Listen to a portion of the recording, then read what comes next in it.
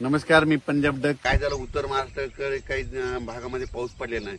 तर उत्तर महाराष्ट्रातल्या शेतकऱ्याला सांगू इच्छितो की 29 जुलैपर्यंत नंदुरबार जिल्हा, धुळे जिल्हा, चाळीसगाव तालुका, तिथे रावेर, चोपडा, जळगाव जिल्हा,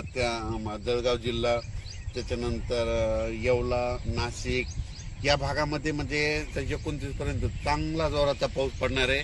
शेतातून पाणी बाहेर निघणार आहे म्हणून हा अंदाज उत्तर महाराष्ट्रातल्या शेतकऱ्यांना लक्षात घेतला. त्याच्यानंतर आपण मराठवाड्याकडे करू.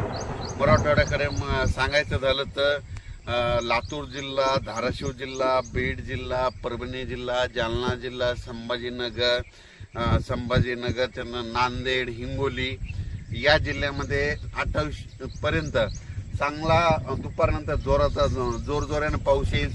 सरी येत राहतील. जोरानं पाऊस येईल, कमी होईल, पुन्हा रिमझिम येईल. पण 28 तारखेपर्यंत मराठवाड्यामध्ये ह्या 5-7 जिल्ह्यामध्ये पाऊस 28 तारखेपर्यंत चालू राहणार आहे आणि 29 नंतर सूर्यदर्शन होणार आहे. त्याच्यानंतर काय करू, पूर्व विदर्भाकडे. पूर्व विदर्भामध्ये वर्धा, नागपूर, भंडारा, अमरावती, अकोला, बुलढाणा, त्याच्यानंतर वाशिम, यवतमाळ या भागामध्ये 29 1-2 तारखेपर्यंत ह्या पट्ट्यामध्ये पूर्व विदर्भामध्ये ह्या भागामध्ये पाऊस असणार आहे म्हणून हा अंदाज लक्षात येतं. विदर्भातला पाऊस जरा 1-2 तारखेपर्यंत तिकडे मुक्कामाच राहणार आहे म्हणून विदर्भातल्या शेतकऱ्यांनी हा अंदाज लक्षात येतात.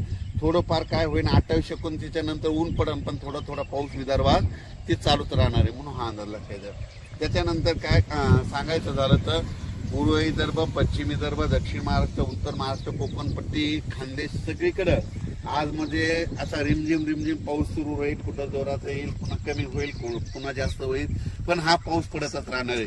आणि कोकणातला पाऊस मात्र जोरानं पडणार आहे हे म्हणून लक्षात घ्यायचं. अचानक वातावरणात बदल झाला तर लगेच एक मेसेज दिला जाईल. धन्यवाद.